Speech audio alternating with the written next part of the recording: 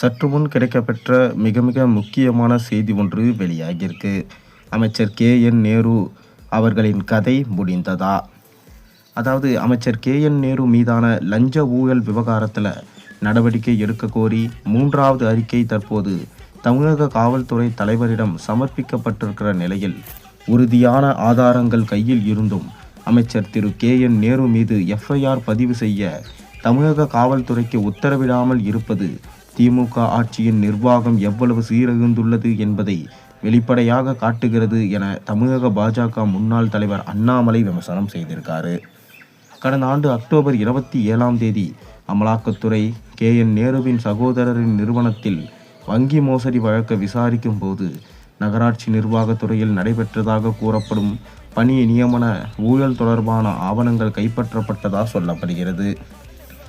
2538 பேர் நியமனம் செய்யப்பட்டதில் 150 பேரிடம் தலா 25 லட்சம் முதல் 35 லட்சம் வரை லஞ்சம் பெற்றுள்ளதா அந்த ஆவணங்களில் இருந்ததா அமலாக்கத்துறை கூறியது.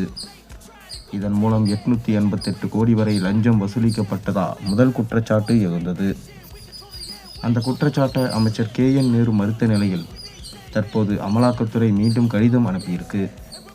இந்த புதிய கடிதத்தில் வாட்ஸ்அப் உரையாடல்கள், வங்கி கணக்கு விவரங்கள், லஞ்ச பணத்தின் ஹவாலா பரிவர்த்தனைகள், ஒப்பந்த விவரங்கள் உள்ளிட்ட பல ஆதாரங்கள் இணைக்கப்பட்டுள்ளதாக கூறிய அமலாக்கத்துறை இது தொடர்பாக FIR பதிய வேண்டுமா தமிழ்நாடு காவல்துறைக்கு இருமுறை கடிதம் எழுதிய நிலையில் தற்போது 3வது முறையாக கடிதம் எழுதியிருக்கு.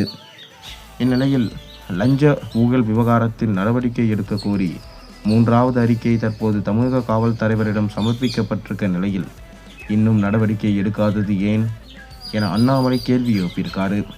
இது தொடர்பாக அவர் வெளியிட்டிருக்க அறிக்கையில் அரசு பணி வழங்க லஞ்சம் 888 கோடி, ஒப்பந்தங்கள் வழங்க லஞ்சம் 1020 கோடி, வரிசையில் 3வதாக பணியிட மாற்றம் வழங்க லஞ்சம் வாங்கிய விவகாரம் வெளிச்சத்துக்கு வந்திருக்கு. இந்த லஞ்ச ஊழல் விவகாரத்தில் நடவடிக்கை எடுக்க கோரி 3வது அறிக்கை தற்போது தமிழக காவல்துறை தலைவரிடம் சமர்ப்பிக்கப்பட்டிருக்கு. இந்த பல 1000 கோடி லஞ்சம் அனைத்தும் தமிழக அரசின் நகராட்சி நிர்வாகம் மற்றும் குடிநீர் வழங்கல் துறை அமைச்சர் KN நேரு அவர்களின் சாதனைகள்.